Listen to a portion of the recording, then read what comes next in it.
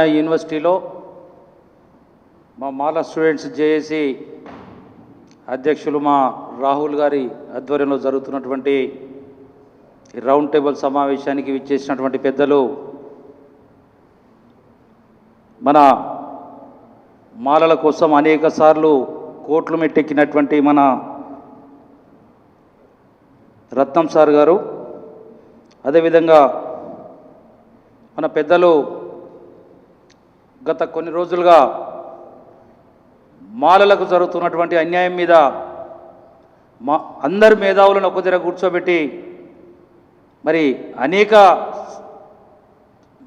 ప్రశ్నలకు నివృత్తి కలగాలని, అనేక ప్రశ్నలకు జవాబు చెప్పే విధంగా పనిచేసి అనేక మందిని చేరదీసినటువంటి పెద్దలు మామిడి నారాయణ గారు, అదేవిధంగా మా మాల సంఘాల ఆధ్వర్యంలో మా మందాల భాస్కర్ గారు ఎన్నో పోరాటాలు చేసి అనేక మందిని చైతన్యవంతం చేస్తున్నటువంటి మా మందాల భాస్కర్ గారు, అదేవిధంగా బిల్లా సత్యనారాయణ గారు, గోపోజు రమేష్ గారు, ప్రొఫెసర్ నమ్రత గారు, ప్రొఫెసర్ సవీన్ గారు, అదేవిధంగా సైదుల్ గారు, ప్రొఫెసర్ మాయాదేవి గారు, ఇక్కడ విచ్చేసినటువంటి మా మాల విద్యార్థి నాయకులు, వచ్చినటువంటి మనందరి విద్యార్థి సంఘాల నాయకులు, మీ అందరికీ కూడా నేను చేతులు జోడించి మీ అందరికీ కూడా జైవ్యం తెలియజేస్తూ ఉన్నాను.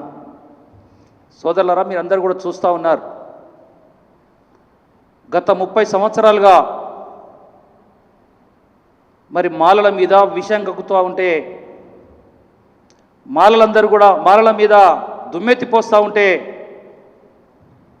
మనమందరం కూడా ఏమి జరుగుతుందిలే, వాడు ఏం చేస్తాడులే అని అనుకున్నాం. కానీ ఈ 30 సంవత్సరాలుగా మాల మేధావులు, మాల నాయకులు, మాల విద్యార్థులు, మాలలందరూ కూడా మన దగ్గరికి ఎవడొస్తాడులే, ఇది అయ్యేదా పోయేదా అని చెప్పి మనమందరం కూడా సైలెన్స్గా ఉన్నాం. కాబట్టి అవతలోడు మేల్కొని మనకు పడరాని వాళ్ళందరి దగ్గరికి పోయేసి ముచ్చట్లు చెప్పి మన మీద దుమ్మెత్తిపోసి ఆఖరుకు మన దగ్గరకు వచ్చి, అన్నా నువ్వే నా దేవుడవు, నువ్వు ఉంటేనే ఉద్యమం జరుగుతుందని చెప్పి మనలో ఉన్నటువంటి ఒక మంచితనాన్ని గద్దరన లాంటి దగ్గర వంగి దండాలు పెట్టి, అన్నా నువ్వు లేకుంటే నేను లేవని చెప్పి అంతకుముందు పెద్దలు సత్యమూర్తి గారి దగ్గర శిష్యరికం చేసి, నువ్వు లేకపోతే ఉద్యమం లేదన్నా, నీ వెనక నేను తిరుగుతున్నాని చెప్పి తోక పట్టుకొని తిరిగిన రోజులు మనం అందరం అనుకున్నాం, హే పిల్లగాడు మన ఎంబడే తిరుగుతున్నాడు, లే ఎక్కడ పోతాడు వీడు, అది ఏం చేయడు అనుకున్నాం. కానీ మొత్తం మన కిందికి నీళ్ళు తీసుకొచ్చేదాకా కూడా మనమందరం కూడా మేల్కొనలేకపోయినామంటే మనం ఏం చేస్తున్నామో మీరందరూ కూడా గుర్తుపెట్టుకోవాల్సిన అవసరం ఉంది. ఒక ఆనకట్ట నిండా నీళ్లు ఉన్నాయి, తెగిపోతుంది అంటే ఏడ దిగుతుంది లేదు, గట్టిగా కట్టిండు, ఇంజిన్ చాలా బాగా స్ట్రాంగ్ కట్టిండని మనమందరం కూడా చెప్పినాం. కానీ ఒక్క ఉదుటున ఈ తప్పులన్నీ ఒక్క దారి ఉప్పెనలాగా వచ్చేసి కట్ట దిగిపోయి నీళ్ళని కూడా మన ఇళ్ళకి వచ్చినాక, అరే నీళ్ళు ఇళ్ళకి వచ్చినాయి అని చెప్పి బాధపడి మనం అందరం కూడా ఆలోచన చేసి కాడికి వచ్చినాం. మనం నిజంగా ఈ ఉస్మానియా యూనివర్సిటీలో మన విద్యార్థి నాయకులు, ఉద్యోగ సంఘాల నాయకులు, ప్రొఫెసర్లు, ఇక్కడ ఉన్నటువంటి టీచింగ్ స్టాఫ్ కానీ నాన్ టీచింగ్ స్టాఫ్ కానీ ఏ ఉద్యమం జరిగినా ఈ ఉస్మానియా యూనివర్సిటీ నుండే మొదలైంది. ఉస్మానియా యూనివర్సిటీ నుంచే విజయం సాధించగలిగిందనే మాట మీ అందరికీ కూడా తెలుసు అనే మాట నేను తెలియజేస్తూ ఉన్నాను. ఇకనైనా మనమందరం ఇక్కడి నుంచి ఉద్యమం మా మందాల భాస్కర్ గారు, రాహుల్ గారు, సైదుల్ గారు, ఇక్కడటువంటి మా మేధావులు మామిడి నారాయణ గారు, రత్నం గారు, అదేవిధంగా ప్రొఫెసర్లు ఇక్కడ ఉన్నటువంటి అందరూ కూడా, మా రమేష్ గారు, అందరం కూడా మనం ఇప్పుడు కూడా మేల్కొని ఒక కంకణం కట్టుకోకపోతే మన తర్వాత వచ్చే జాతి అంతా కూడా నిర్వీర్యమైపోతుందనే మాట మీ అందరికీ కూడా విజ్ఞప్తి చేస్తూ ఉన్నాను. ఎక్కడైతే సుప్రీంకోర్టులో ఏం జడ్జిమెంట్ వచ్చిందో కూడా తెలియదు, ఏం వస్తుందో కూడా తెలియదు. కేవలం టీవీలో స్ట్రోలింగ్ వస్తూ ఉంటే మనము నమ్మి మనం పోరాడి అవతల ప్రభుత్వాన్ని కూడా కాదని ఈ రాష్ట్రంలో కాంగ్రెస్ పార్టీని, ఈ రాష్ట్రంలో యువకుడు కదా, ఇంతకన్నా కూడా బాగా చేస్తాడు కదా అని చెప్పి మనం ఆ నాయకునికి అండగా నిలిస్తే, ఎక్కడైతే ఎవరైతే అండగా నిలిచిరో అధికారం రాగానే తొక్కుడు మొదలుపెట్టినటువంటి నాయకునికి మనం ఏ విధంగా బుద్ధి చెప్పాలనో ఈ ఉస్మానియా యూనివర్సిటీ నుండే మొదలు కావాలని చెప్పి నేను మీ అందరికీ కూడా విజ్ఞప్తి చేస్తూ ఉన్నాను. ఇలా చాలా బాధలో ఉన్నాం, చాలా ఆవేదనతో ఉన్నాం, చాలా ఇబ్బందులో ఉన్నాం. నా జాతి ఏమైపోతుందని మనమంతా కూడా బాధపడుతూ ఉన్నాం. మనమే కాదు, నెక్స్ట్ తరం వచ్చే వాళ్ళకు యూనివర్సిటీలో ఇంతమంది మాల పిల్లలు కూడా ఎవరు కనబడని రోజులు వస్తాయి, జాగ్రత్త అని చెప్పి నేను మీ అందరూ కూడా విజ్ఞప్తి చేస్తూ ఉన్నాను. మరి ఆయనకి ఏం బుద్ధి పట్టిందో, మరి ఏ అసెంబ్లీలో తను ఇష్టం వచ్చిన రీతిలో మాట్లాడి కనీసం ఈడ మాలలు ఉన్నారా బాబు అని చెప్పి తెలియకుండా కూడా ఏకపక్షంగా మాట్లాడి మరి మనందరికీ కూడా అన్యాయం చేసినటువంటి ఆ నాయకునికి ఈ ఉస్మానియా యూనివర్సిటీ గడ్డ నుండే నిరసన తెలపాల్సిన అవసరం ఉందనే మాట నేను మీ అందరికీ కూడా విజ్ఞప్తి చేస్తూ ఉన్నాను. తప్పకుండా అందరం భాగస్వాములం అవుదామనే మాట కూడా నేను తెలియజేస్తూ ఉన్నాను. మరి మొన్న మన ఎమ్మెల్యేలు మీరేమన్నానండి, మన శాసనసభ్యులు ఎంతమంది ఉన్నా ఒక్కరు కూడా వ్యతిరేకంగా మాట్లాడలేదు, ఒక్కరు కూడా వ్యతిరేకంగా మాట్లాడలేదు. టీవీలో చూస్తూ ఉన్నాం లక్షలాది మంది అసెంబ్లీలో ఏం జరుగుతూ ఉందని. ఒక్క శాసనసభ్యుడు కూడా మాట్లాడలేదు. ఒక్క శాసనసభ్యుడు మాట్లాడండి కానీ 18% రిజర్వేషన్ కావాలన్నాడు కానీ ఇప్పుడు అన్న చెప్పినట్టుగా 18% వస్తే ఎట్లా విభజిస్తామని చెప్పి మాత్రం అడగలేదనే మాట మీ అందరూ కూడా గుర్తుపెట్టుకోవాలి. దేనికి 18%, దేనికి 20%? మన వాటా ఏంది చెప్పమని చెప్పండి. 18% వస్తే మన వాటా ఏంది, 15% వస్తే మన వాటా ఏంది, మన పిల్లల వాటా ఏందో చెప్పమని అడగలేకపోయినారు ఈ శాసనసభ్యులు. అయ్యా మనమంతా స్ట్రెంతన్ కావాలంటే ఊరంతా కూడా ఒక దగ్గర కలిసినాం. భిన్నాభిప్రాయాలు ఉన్నటువంటి నాయకులు, కార్యకర్తలు, నాయకులు అందరూ కూడా ఒక్క దగ్గర కలిసి పరేడ్ గ్రౌండ్లో పెద్ద బహిరంగ సభ పెట్టినాం. కొన్ని లక్షలాది మందిని తీసుకొని వచ్చినాం. ఎస్ మా స్ట్రెంతన్ అని చెప్పినాం. రెండో మాట మాట్లాడలేం మనం. అంటే మన నాయకులు మనకి ఏం చెప్పారంటే ఫస్ట్ మన స్ట్రెంతన్ చూపిద్దామని చెప్పారు.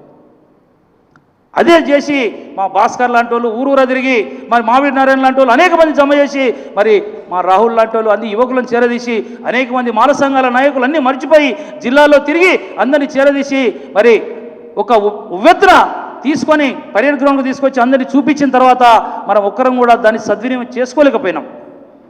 ఎస్ వర్గీకరణకు వ్యతిరేకిస్తున్నామని చెప్పి ఒక్కరు కూడా మాట్లాడలేకపోయారు. ఎంతసేపటికి మన స్ట్రెంతన్ కావాలని చెప్పి స్ట్రెంతన్ చూపించాలని చెప్పి చూపించినాం.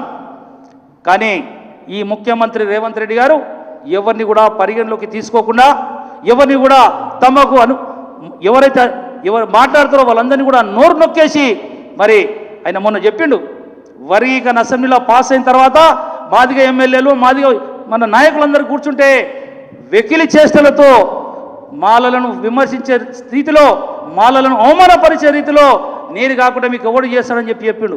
ఎవడైనా కానీ ఏదైనా ఊర్లో పంచాయతీ చెప్తే ఇవన్నీ అన్యాయం జరిగితే తమ్మి నెక్స్ట్ టైం నీకు చూస్తా అని చెప్పి కనీసం ఆయన మీద సానుభూతి చూపిస్తారు. ఈ ముఖ్యమంత్రి గారు బద్దం మాల వ్యతిరేక్, ఈ ముఖ్యమంత్రి రేవంత్ రెడ్డి గారు బద్దం మాల వ్యతిరేక్. ఆయనకంట జెడ్పీటీసీ చేసినాడు, మన సోదరులు చేసిరట. మా వాళ్ళంతా చెయ్యదని నువ్వు బయటపడ్డావా? మేమందరము మన సోదరులందరూ మహబూబ్నగర్ డిస్టిక్లో కల్వకుర్తి కాన్స్టిట్యున్సీలో కానీ, మరి ఇప్పుడు నాగర్ కర్నూలు జిల్లాలో కానీ మా మాలందరూ వెనక లేకుంటే నేను లీడర్ అయినావా రేవంత్ రెడ్డి? ఇది ఉస్మానియా యూనివర్సిటీ నుంచి విద్యార్థులందరూ కూడా ఇలా రేవంత్ రెడ్డి గారి నిజ స్వరూపాన్ని జిల్లాలో తెలియజేయాల్సిన అవసరం ఉన్నది. దేనికైనా మనమందరం సిద్ధంగా ఉండాలి, దేనికైనా మనం సిద్ధంగా ఉండాలి. ఇలా యూనివర్సిటీలో మన వాళ్ళందరూ ప్రొఫెసర్లు కానీ, విద్యార్థులు కానీ, మరి ఇక్కడ ఉన్నటువంటి యూనియన్ అవుట్సోర్సింగ్ యూనియన్ నాయకులు కానీ మనం గలం ఇప్పడం లేదు కాబట్టి అవతులనికి లోకు అవుతా ఉన్నాం. ఏమవుతుంది, ఏం చేస్తాడినా? ఒక్క మాల విద్యార్థి మీద కానీ, ఒక్క మాల యువకుని మీద కానీ ఈ ప్రభుత్వం ఏదైనా కేసు పెట్టినాడు మొత్తం యావత్తు తెలంగాణ రాష్ట్రం అంతా అట్టుడికిపోయే విధంగా మనం అందరం కూడా ప్రయత్నం చేద్దాం. తప్పకుండా ఇప్పటి నుంచి మా భాస్కర్ గారు ఇలాంటి ఆవేశమైనటువంటి స్పీచ్ల ద్వారా మేము అందరం కూడా ప్రభావితమైనటువంటి వాళ్ళం. తప్పకుండా మనం అందరం కూడా ఎవరో వచ్చి చేస్తారని కాదు, ఇప్పటిదాకా వద్దని చెప్పిండు. ఏం చేయాలి కాదు, ఎస్ ఎవరొకరు ముందుకు రావాల్సిందే. ఈ తెలంగాణ ఉద్యమంలో ఆ రోజు బ్రహ్మాండంగా జరుగుతుండే, మరి నిర్బంధం జరుగుతున్న నాడు మరి మా మహేశ్వరం కాన్స్టిట్యూన్సీకి సంబంధించినటువంటి ఒక యువకుడు సిరిపురం యాదయ్య లాంటి వాళ్ళు త్యాగం చేయలేదా? సిరిపురం యాదయ్య లాంటి వాళ్ళు త్యాగం చేశారు కాబట్టి ఉస్మానియా యూనివర్సిటీ గేట్లని బద్దలు కొట్టి అందరం కూడా అక్కడ పోలేదా మనం? ఎస్ మనం కూడా తెగించినాడు. ఈ ముఖ్యమంత్రి కాదు, ఎన్ని రోజులు ఉంటాడినా, ఎన్నోళ్ళు ఉంటాడు ఈయన. ఎంతమందిని భయపెట్టిస్తావు నువ్వు? ఎంతమంది ఎమ్మెల్యేలను భయపెట్టిస్తావు నువ్వు? ఎంతమంది నాయకులను భయపెట్టిస్తావు? నీ తరం కాదు. నువ్వేమని ఇస్తే మంత్రి పదవి ఇస్తాము కానీ మమ్మల్ని లోపరుచుకోవాలనుకుంటే ముఖ్యమంత్రి గారు ఖబర్దార్. ఈ రాష్ట్రంలో మొదటి నుండి కూడా కాంగ్రెస్ పార్టీకి విధేయులైనటువంటి వాళ్ళే మరి మాలలు ఉన్నారు. అందుకే ఇన్ని రోజులు జరుగుతున్నాం, మదన పడుతున్నాం, బాధపడుతున్నాం, ఆవేదన చెందుతున్నాం. అరే ఇన్ని రోజులు మనం జెండా మోసినాం కదా, ఇన్ని రోజులు ఇందిరాగాంధీ దగ్గర నుండి నీ దాకా మోసినాం కదా, ఇప్పుడే మనం తిడితే మనకు ఏమవుతుందో అని చెప్పి కొంత ఆవేదన చెప్తున్నాం, మదన పడుతున్నాం, బాధపడుతున్నాం. కానీ ఇది మా అలుసు అనుకుంటే, ఇది మా చేతనం అనుకుంటే ముఖ్యమంత్రి గారు నీకు మా సోదరుల ద్వారా బుద్ధి చెప్పే రోజులు నీకు తప్పకుండా వస్తాయి. మాలల శక్తి ఏందో నీకు తెలియకపోవచ్చు, మాలల శక్తి ఏందో నీకు తెలియకపోవచ్చు. అంతేందుక నీ గురువు ఆంధ్ర రాష్ట్రంలో ఉరుకులాడతలేదు నీ లెక్క. ఆయన దగ్గర పని చేయించినావు కదా నువ్వు, నీలాగా ఉరుకులాడట్లేదు. ఆయన ఏం చేస్తుండు? నేషనల్ ఎస్సీ కమిషన్కు రెఫర్ చేసిండు. ఆయన ఎమ్మెల్యేలతో మాట్లాడుతుండు, ఎమ్మెల్సీలతో మాట్లాడుతున్నాడు. అది జిల్లా యూనిట్ చేయాలన్నా రాష్ట్ర యూనిట్ చేయాలని ఇంకా తర్జన భర్జన జరుగుతుంది. మరి నీకెందుకు బుద్ధి లేదు నాయన? ఇడ ఏమంత తొందరపాటు చేస్తే నీకేం చేస్తారనుకుంటావు? అంటే మాదిగల నాయకుడు తిట్టినట్టు మేము తిడతలేమనే కదా నిన్ను. మాదిగల నాయకుడు నిన్ను తిట్టినట్టు ఖబర్దార్ బిడ్డ అని హెచ్చరించినట్టు మేము హెచ్చరిస్తలేం కదా. ఎందుకంటే ఇది మా పార్టీ అనుకున్నాం ఇప్పటిదాకా కూడా మీది మా పార్టీ అనుకున్నాం, కాంగ్రెస్ పార్టీ. కానీ ఇలా మా మనసులను బాధ పెట్టినావు, మా గుండెల్లో గుణపాలు దించినావు. ఇది అనుభవిస్తాం ముఖ్యమంత్రి గారు అని చెప్పి ఈ ఉస్మానియా యూనివర్సిటీ వేదిక ద్వారా, ఈ రౌండ్ టేబుల్ సమావేశం ద్వారా ఆ ముఖ్యమంత్రి గారికి హెచ్చరిస్తున్నామని చెప్పి మనందరి తరఫున మరొకసారి నీకు మరి హెచ్చరిక జారీ చేస్తున్నామని చెప్పి తెలియజేస్తూ ఉన్నాం. మా మాల ఎమ్మెల్యే అందరూ కూడా తిరగబడినాడు, మా మాల ఎమ్మెల్యే అందరూ కూడా నీ మీద తిరగబడినాడు. తిరగబడే రోజు తీసుకొస్తాం. మాకు జరిగిన అన్యాయాన్ని ఏ పార్టీ మద్దతు ఇచ్చినా తీసుకుంటాం. నీ పని మాత్రం తప్పకుండా ముఖ్యమంత్రి గారు మమ్మల్ని బాధ పెట్టినాడు, మా అందరి ఉసురు పోసుకున్నావు కాబట్టి తప్పకుండా ఈ ఉసురు నీకు తలుతుంది రేవంత్ రెడ్డి గారు అని చెప్పి మీరందరూ ఒక్కసారి కరతాల తనులు చేస్తే బయట ప్రజానికి కూడా తెలుస్తుందని చెప్పి మీ అందరికీ విజ్ఞప్తి చేస్తూ ఉన్నాం. ఇది నిజమా కాదా? ఇది ఎన్ని రోజులు ఊరుకుంటాం మనం? ఎన్ని రోజులు ఊరుకుంటాం మనం? కష్టపడ్డాం, 10 లక్షల మందిని హైదరాబాద్ తరలించినాం మనం. కష్టపడి గత డిసెంబర్లో ఎవడు రాడనుకున్న రోజులు కూడా కట్టలు తెంచుకున్నటువంటి వరదలకు వచ్చేసారు హైదరాబాద్కు. ఇప్పుడు కూడా రెడీ ఉన్నారు. ప్రతి గ్రామంలో, ప్రతి జిల్లాలో, ప్రతి మండలంలో ఇప్పుడు కూడా రెడీ ఉన్నారు. ఎవడు వచ్చినా ఎవడు రాకపోయినా ఎవరు కనుసన్నలో ఉద్యమం చేయాల్సిన అవసరం లేదు. ఈ మాలజాతి మనుగడ కోసం, ఈ మాలజాతి ఉన్నతి కోసం, మాలజాతి బతకాలంటే మరి నేను విజ్ఞప్తి చేస్తూ ఉన్నాను. మనకు పెద్దలైనటువంటి మామిడి నారాయణ గారు, మందాల భాస్కర్ గారు, రత్నం సార్ గారు, ఇంకా అనేక మంది నాయకులు ఉన్నారు, ప్రొఫెసర్లు, టీచర్లు, మరి అనేక మంది ఉన్నారు.